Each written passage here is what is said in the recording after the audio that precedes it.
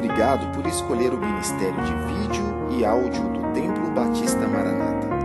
Depois de ouvir esta mensagem, visite o nosso site www.tbm.org.br. Nossa igreja oferece discipulado cristão, instituto bíblico e muitas oportunidades para o seu crescimento espiritual.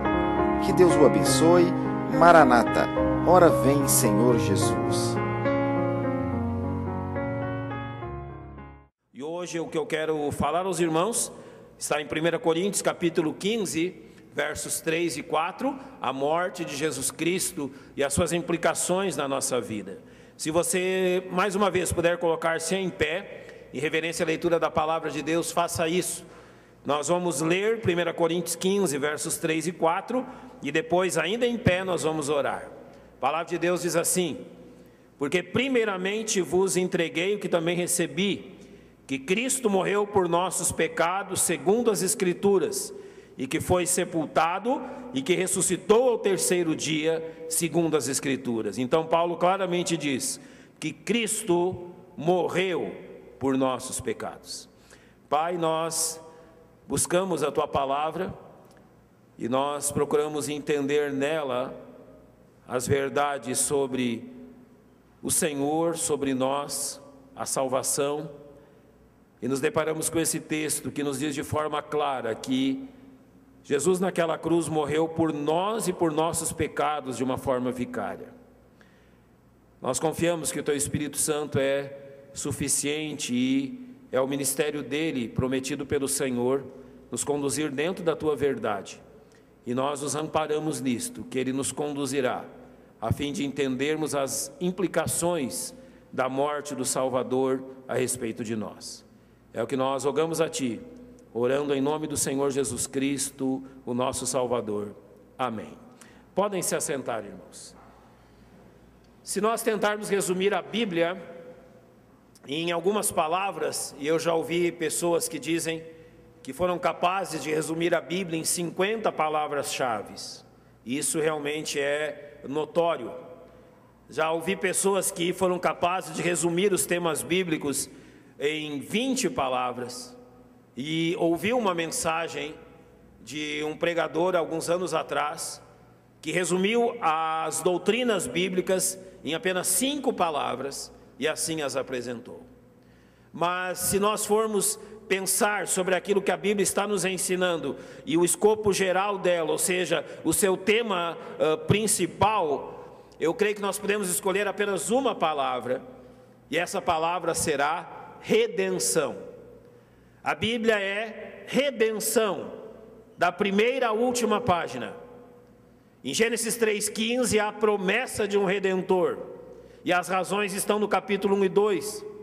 Apocalipse mostra a glória do Redentor, daquele que realizou a redenção.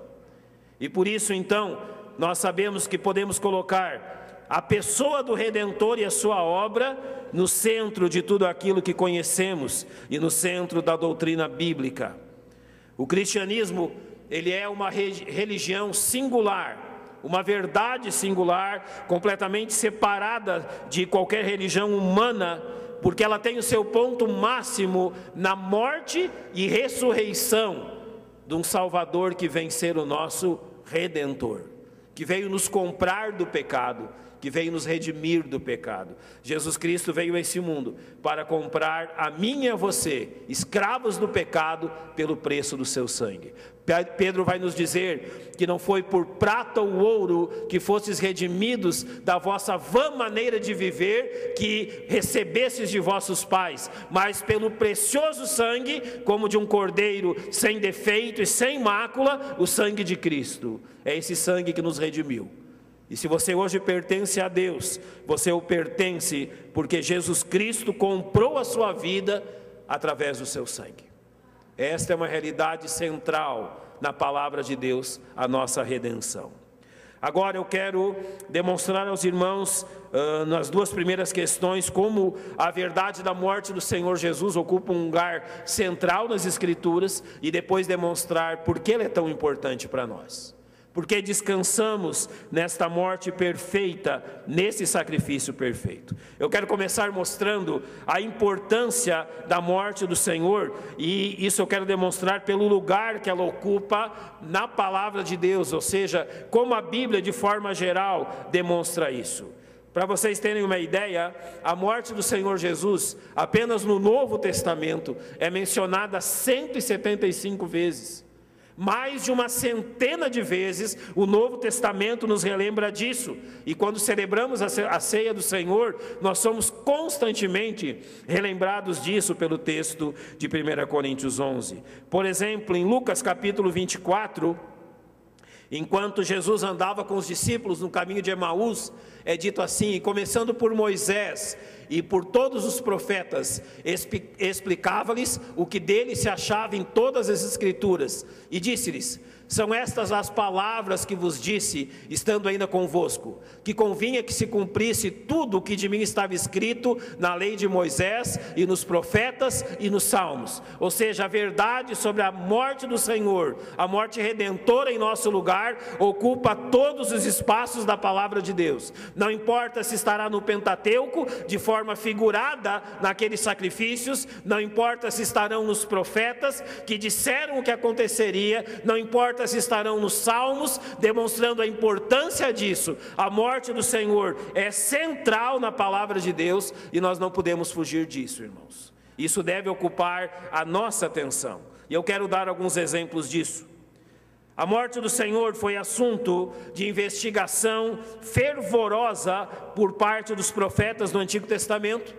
Sim, observe o que Pedro nos diz a respeito desses profetas: da qual salvação inquiriram e trataram diligentemente os profetas, que profetizaram da graça que vos foi dada, indagando que tempo ou que ocasião de tempo o Espírito de Cristo que estava neles indicava, anteriormente testificando os sofrimentos que a Cristo haviam de vir e a glória que se lhes havia de seguir. Ou seja, este fato estava muito bem declarado pelos profetas do Velho Testamento. Isso chegou a tal ponto que em determinado momento os escribas de Israel, eles tentavam conciliar, e aqui o final do verso diz, os sofrimentos que a Cristo haviam de vir e a glória que se lhes havia de seguir. Eles não conseguiam entender como o Messias podia ser um Messias sofredor e um Messias glorioso ao mesmo tempo. De forma que alguns dos rabinos entendiam que haveriam dois Messias. Um que viria e sofreria, e o outro que viria e seria glorioso. Mas eles não conseguiam compreender que aquele Messias que daria sua vida pelo povo, também era o Messias que seria glorificado. Então eles inquiriam sobre isso, e eles procuravam saber sobre aquilo que envolvia a morte do Messias, a morte de Cristo, neste fato singular de toda a história humana. Em segundo lugar, a morte de Cristo foi questão de profundo interesse também por parte dos anjos. Olha aquilo que também Pedro vai nos dizer, 1 Pedro 1,12, aos quais foi revelado, que não para si mesmos, mas para nós, eles ministravam estas coisas, que agora vos foram anunciadas, por aqueles que pelo Espírito Santo enviado do céu, vos pregaram o Evangelho, para as quais coisas os anjos desejam bem atentar. Notem que agora Pedro está nos dizendo que até mesmo os anjos têm interesse por essa questão tão singular. Eles não podiam, até que Jesus veio e morreu e ressuscitou, entender plenamente o que Deus estava fazendo. Se você tomar, por exemplo, a história de Lúcifer, da sua rebelião, dos anjos que o acompanharam, dos anjos que permaneceram fiéis, eles não conheciam aquilo que nós chamamos de a graça de Deus, a manifestação do amor de Deus. Eles conheciam apenas a santidade de Deus. E foi pela santidade de Deus que Lúcifer foi julgado e expulso do céu. Quando então Adão e Eva pecam, eles imaginam, podemos pensar assim, que Lúcifer imaginava que o destino de Adão e Eva seria o mesmo. Mas para a surpresa deles, havia algo sobre Deus que eles não conheciam: a graça de Deus. E em Gênesis 3,15, Deus promete um Redentor. Então os anjos estão acompanhando a história da redenção e contemplando em nós, na igreja, aquilo que tem ocorrido. Observe aquilo que Efésios 3,10 diz, quando diz: para que agora pela igreja a multiforme sabedoria de Deus seja conhecido dos principados e potestades nos céus. Ou seja, esta verdade do Evangelho, da redenção dos homens, é de interesse dos anjos, e eles querem saber como isso se aplica a nós, uma vez que Cristo morreu por nós. Além disto, a morte do Senhor é uma das verdades centrais do Evangelho. Quando Paulo procurou resumir a verdade do Evangelho, olhe, observe o tipo de resumo que ele faz em 1 Coríntios capítulo 15. Ele diz: também vos notifico, irmãos, o Evangelho que já vos tenho anunciado, o qual também recebestes e no qual também permaneceis. Então ele vai sintetizar o Evangelho da seguinte forma: porque primeiramente vos entreguei o que também recebi, que Cristo morreu por nossos pecados, segundo as Escrituras, e que foi sepultado, e que ressuscitou ao terceiro dia, segundo as Escrituras. O cerne, o centro do Evangelho, não pode abdicar da morte do Senhor. A morte do Senhor não é uma morte dada por exemplo. Ele não veio para nos dar o exemplo do que fazer. Ele veio para morrer em nosso lugar e nos redimir, de tal forma que evangelho que não pregue a morte do Senhor é um outro evangelho, mas não é o evangelho bíblico. A morte do Senhor precisa estar no centro de tudo isso, de toda essa história. Observe também que a morte do Senhor foi o assunto único da conversa por ocasião da transfiguração de Jesus. Durante seu ministério, houve um momento sobre o monte, aonde Jesus mostrou a alguns dos seus discípulos, aqueles mais chegados a ele, a sua glória e a sua honra. Os discípulos conheciam o homem de Nazaré, aquele homem desprezado, aquele homem que as pessoas olhavam e não viam nele realmente o que os agradasse. Mas lá naquele monte, quando ele demonstrou a sua glória, permitiu que eles vissem a sua glória diante de Moisés e Elias, Lucas capítulo 9 vai nos narrar assim o que aconteceu. E eis que estavam falando com ele dois homens, que eram Moisés e Elias, os quais apareceram com glória e falavam da sua morte, a qual havia de cumprir-se em Jerusalém. Num momento tão singular, num momento único durante o ministério de Jesus, qual é o assunto que eles tratam? A sua morte. Talvez eles tenham tratado de outras questões, a Bíblia não registra, mas o que ela está dizendo, que eles falavam entre si da sua morte, que estava próxima de acontecer. Ou seja, eles trataram isso como um acontecimento único. Além dessas quatro questões, há uma quinta questão que eu creio que é importantíssima dentro disso. Preste atenção nisso. A morte do Senhor será o tema central dos cânticos que são entoados no céu. Olhe como a Bíblia nos demonstra isso em Apocalipse capítulo 5. Diz assim nos versos 8 a 12. Preste bem atenção no relato. E havendo tomado o livro, os 4 animais e os 24 anciãos prostraram-se diante do Cordeiro, tendo todos eles harpas e salvas de ouro cheias de incenso, que são as orações dos santos. E cantavam um novo cântico, dizendo: digno és de tomar o livro e de abrir os seus selos, porque foste morto, e com o teu sangue nos compraste para Deus de toda a tribo e língua e povo e nação. E para o nosso Deus nos fizeste reis e sacerdotes, e reinaremos sobre a terra. E olhei e ouvi a voz de muitos anjos ao redor do trono, e dos animais e dos anciãos. E era o número deles, milhões de milhões e milhares de milhares, que com grande voz diziam: digno é o Cordeiro que foi morto de receber o poder, a riqueza, a sabedoria e força e honra e glória e ações de graça. Eles estão diante de Jesus Cristo no céu, e do que eles lembram? Notem o que é o assunto do cântico deles: porque foste morto e com teu sangue nos compraste. E olha como termina o texto: digno é o Cordeiro que foi morto de receber toda a honra e toda a glória. Lá no céu, o Senhor Jesus Cristo é honrado e glorificado como aquele que morreu por nós. Esta mensagem é central, é destacada neste cântico que relembra a morte do Cordeiro. Então eu lhes digo, irmãos, se lá no céu a morte do Senhor é relembrada nos cânticos, quem dera então aqui na terra e no meio da sua igreja. Quando nós cantamos sobre a morte vicária dele em nosso lugar, e quantos hinos, não é, nós temos, desde o hino 92, quando nós cantamos, morri na cruz por ti, o hino 123 que diz, seja bendito o Cordeiro que na cruz por nós padeceu. A igreja canta isso, porque lá no céu nós vamos cantar sobre isso também.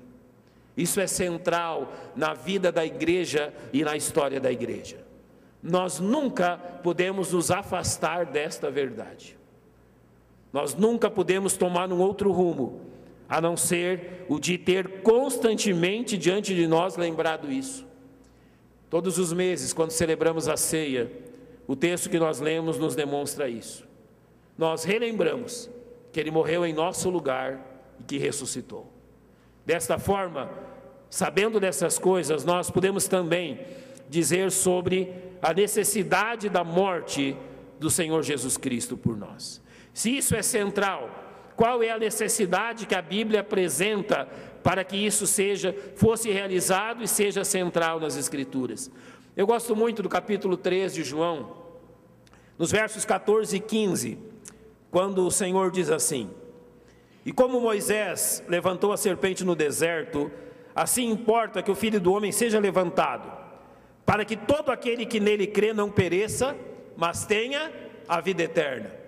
Então ele está usando um acontecimento do Velho Testamento que se dirige, que é uma figura daquilo que Cristo havia de fazer por nós. Ali estava ainda no futuro, mas para nós já está no passado. Então isso se torna central e necessário dentro da história da igreja. Agora, o que fez a morte de Cristo necessária? Afinal de contas, não havia outro meio, não haveria outra forma de nós sermos salvos dos nossos pecados.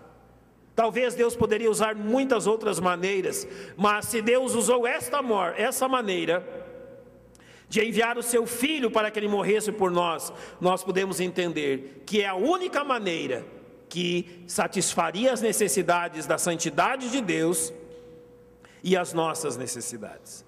Então esta é a primeira coisa, a necessidade da morte de Jesus Cristo se dá pela santidade de Deus que tornou-a necessária. Olha o que Abacuque vai dizer a respeito do Senhor: tu és tão puro de olhos que não podes ver o mal, e a opressão não podes contemplar, porque olhas para os que procedem aleivosamente, e te calas quando o ímpio devora aquele que é mais justo do que ele. Ele está dizendo sobre o Senhor que tu és tão puro de olhos que não podes ver o mal. Foi a santidade de Deus que exigiu que o pecado fosse punido. Nós falamos sobre isso domingo passado, quando falamos da retidão e da justiça de Deus. Todo aquele sistema do Velho Testamento cerimonial, de sacrifícios e ofertas, apenas demonstrava uma coisa: como o homem pecador e o Deus Santo estavam separados. Você, quando lê no livro de Levítico, nos livros do Velho Testamento, a história sobre o tabernáculo e o que acontecia no tabernáculo, você vê que o tabernáculo era cercado. As pessoas não podiam adentrar nem no seu próprio pátio, muito menos dentro dele, e muito menos dentro do lugar santíssimo.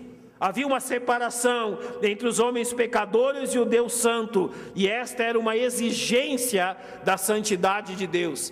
E esta aproximação que hoje temos, como por exemplo quando Hebreus nos diz para termos toda ousadia para entrar no Santo dos Santos, só é possível porque Jesus Cristo derramou o seu sangue. Então a santidade de Deus fez necessária. A santidade de Deus exigiu que tal sacrifício fosse feito. Além disso, podemos dizer também que o amor de Deus tornou a morte de Cristo necessária. Olha o que diz 1 João 4,10. Nisso está o amor, não em que nós tenhamos amado a Deus, mas em que Ele nos amou a nós e enviou seu Filho para a propiciação pelos nossos pecados. Quando nós observamos isso, nós aprendemos algumas lições que são importantíssimas. Jesus Cristo não veio nesse mundo morrer porque Ele precisava de nós. Jesus Cristo não veio nesse mundo entregar a sua vida porque Ele precisava que nós nos voltássemos para Ele. A necessidade não estava nele, estava em nós. Ele não veio a este mundo porque uma raça de pessoas maravilhosas clamava pela vinda de um Salvador.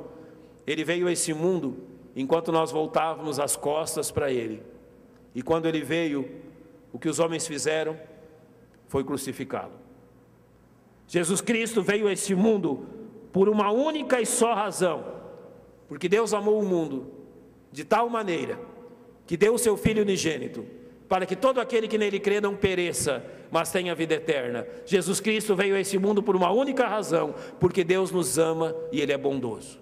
A razão não está em nós, não há méritos em nós, não há qualidades em nós que levassem Jesus a vir morrer por nós, mas sim a bondade e o amor de Deus por nós, que levou o Deus Santo a morrer pelos pecadores perdidos. Jamais se esqueça disso. Jamais inverta as questões. Não foi Deus que precisava disso, foi nós que necessitávamos. Não foi as nossas qualidades que levaram a isso, mas sim o seu amor por nós. Então também podemos dizer que o pecado do homem tornou a morte de Cristo necessária, porque 1 Pedro 2,25 diz: porque éreis como ovelhas desgarradas, mas agora tendes voltado ao pastor e bispo das vossas almas. Ou seja, quando ele diz aqui, ovelhas desgarradas, ele está lembrando a situação do homem sem Deus nesse mundo. Você já leu o princípio do livro de Gênesis, e conforme você vai lendo o livro e chegando ao capítulo 6, no verso 5, está a descrição de quando Deus olha lá do céu, para aquelas pessoas que habitavam esse mundo naquele tempo e diz: olha, é continuamente má todo o pensamento do coração deles, não há ninguém que faça algo bom, não há ninguém que não tenha se desviado nos seus caminhos. E a continuação do texto mostra como Deus julgou aqueles homens através do dilúvio. Apenas 8 pessoas sobreviveram, e adivinha qual foi a história da raça? Mais e mais pecado, mais e mais rebeldia, mais e mais aquilo que Romanos 3 diz: em seus caminhos há destruição e miséria. Pode observar, aonde o homem colocar a sola do seu pé, ali haverá destruição. Aonde ele habitar, ali haverá miséria. Esta é a sina do homem pecador. Nós não podemos nem imaginar o que seria da nossa raça se Jesus Cristo não tivesse vindo e morrido por nós. Nós não temos nem como imaginar o que seríamos, ou se ainda existiríamos, se Jesus Cristo não tivesse vindo e transformado tudo isso, e salvo alguns, para que todo o resto não viesse a perder-se.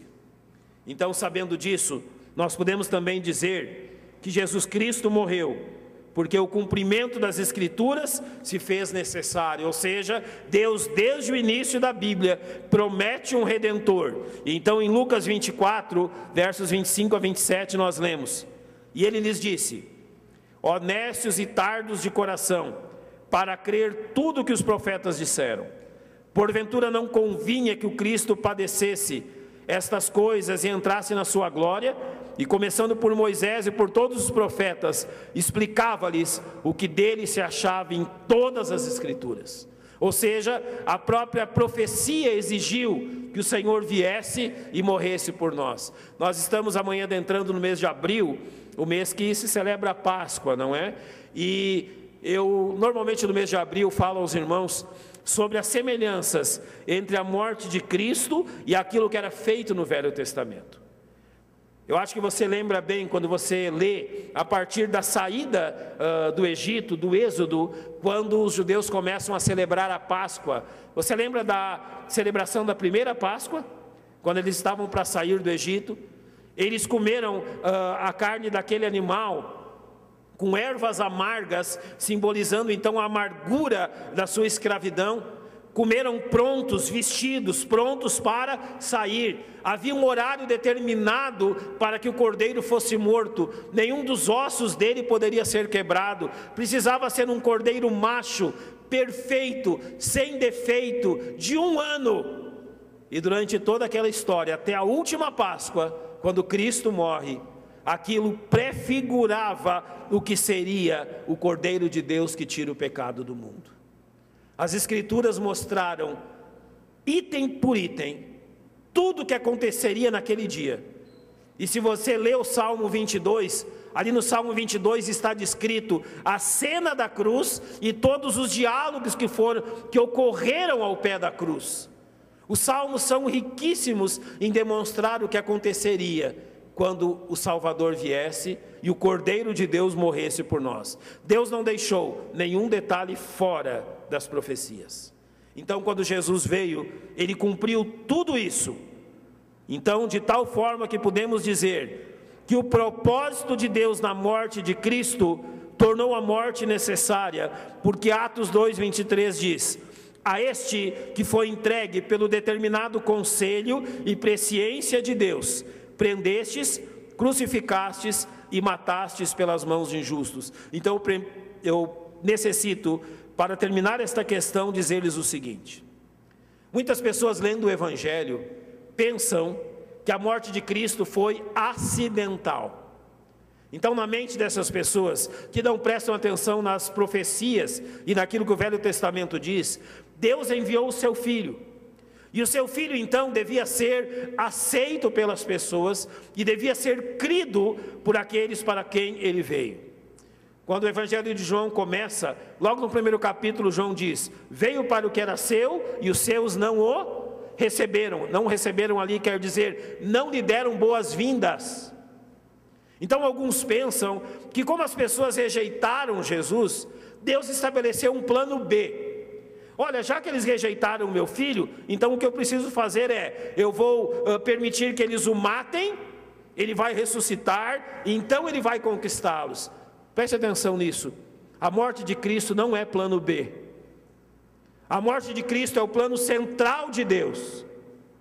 Desde o princípio estava determinado que o Cordeiro de Deus viria e morreria por nós. Isso não foi acidental, isso não foi um acaso. Deus dirigiu para que assim fosse. Nota o que Atos diz, que este vos foi entregue pelo determinado conselho e presciência de Deus. Deus estava no controle de todas as coisas, e foi Deus que entregou o seu Filho para morrer por nós. Então isso não foi acidental, isso não foi um acaso, mas isso foi do querer do Senhor, o seu propósito para a morte do seu Filho. Então nós podemos terminar dizendo sobre os efeitos da morte de Jesus Cristo sobre o homem pecador.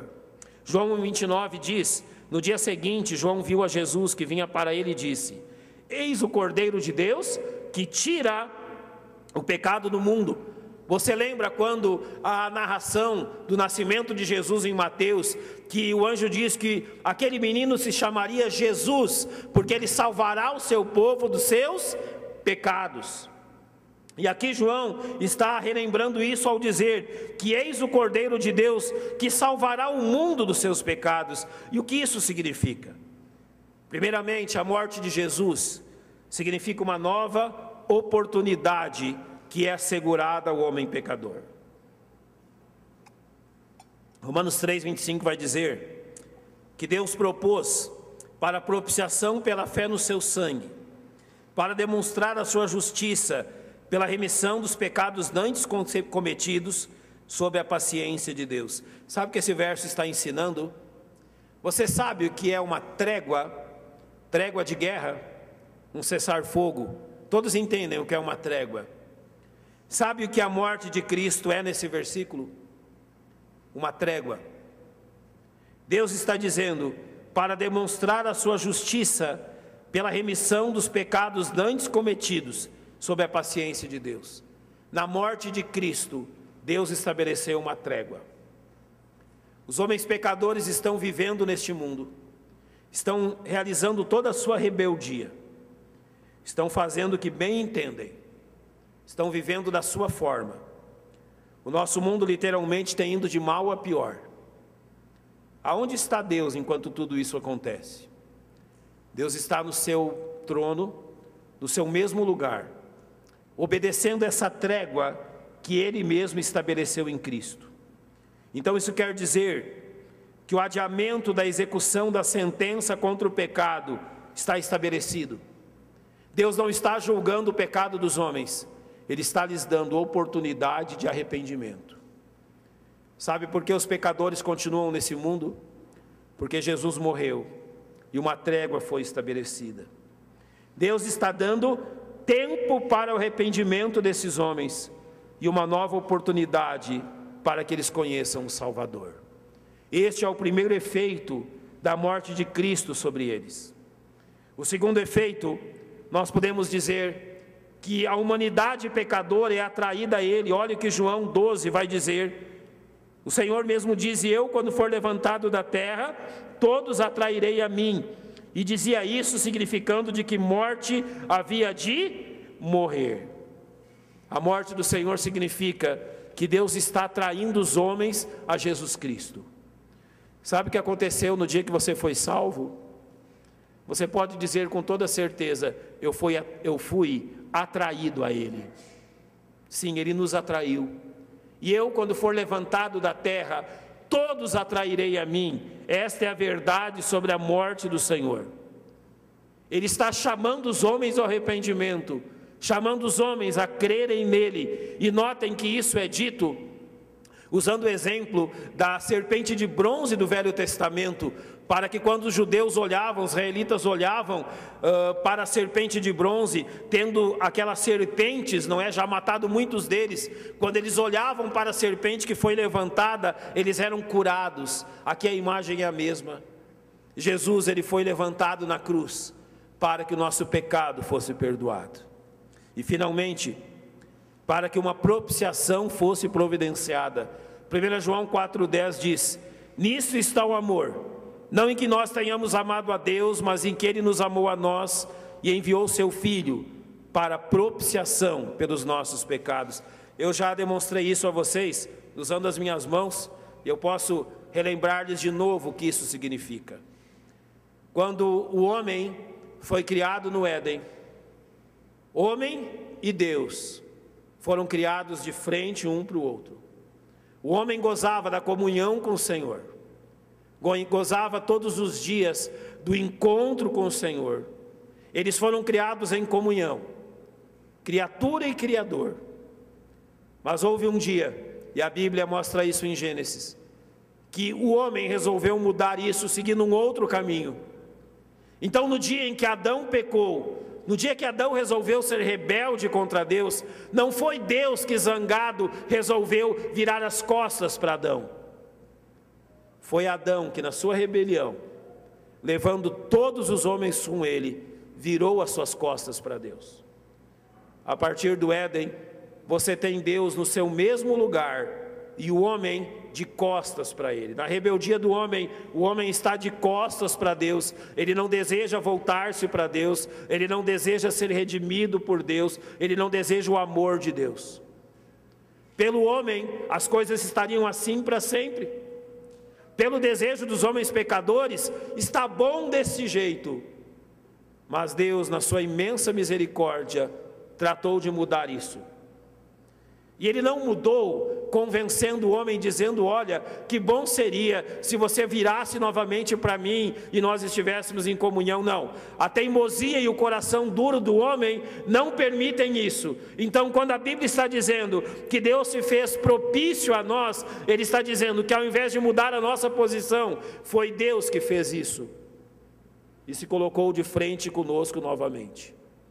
A morte de Cristo colocou Deus numa posição em que o homem pode ter comunhão com Ele novamente. Só a morte de Cristo pode fazer isso. Mas infelizmente, mesmo com a propiciação pelos seus pecados, o homem ainda mantém a sua rebelião. Mesmo com a demonstração do amor de Deus, o homem não quer mudar aquilo que ele tem vivido.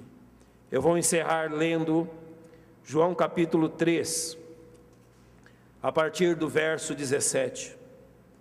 Porque Deus enviou o seu Filho ao mundo, não para que condenasse o mundo, mas para que o mundo fosse salvo por ele. É isso que Deus fez.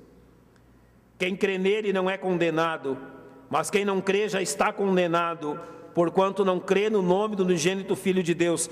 Notem que o verso 18 não abre oportunidade para nenhuma outra interpretação. Quem crê não é condenado, quem não crê já está condenado. Não há aqui nenhuma outra interpretação. Agora notem o que é esta condenação. Que a luz veio ao mundo, e os homens amaram mais as trevas do que a luz, porque as suas obras eram más. Porque todo aquele que faz o mal odeia a luz, e não vem para a luz, para que as suas obras não sejam manifestas ou reprovadas. O homem continua amando o pecado, e continua escolhendo permanecer de costas para Deus, mesmo depois daquilo que Jesus Cristo fez na cruz. Então o verso 36 do mesmo capítulo assim diz: aquele que crê no Filho tem a vida eterna, mas aquele que não crê no Filho não verá a vida, mas a ira de Deus sobre ele permanece. Novamente não há margem para nenhuma interpretação, porque o texto é claro. Aquele que crê em Cristo tem a vida eterna, é algo que lhe foi dado, mas aquele que não crê no Filho não verá a vida, mas a ira de Deus sobre ele permanece. Ou seja, a ira de Deus está sobre a cabeça de todo homem que rejeita Jesus Cristo. Ele pode ser o homem de mais boas obras deste mundo, ele pode ser o homem mais educado e culto deste mundo, mas a realidade é que a ira de Deus está sobre a cabeça dele. A morte do Senhor Jesus Cristo na cruz é suficiente para mudar esta realidade, mas Deus não obrigará nenhum homem a render-se ao Salvador, não hoje.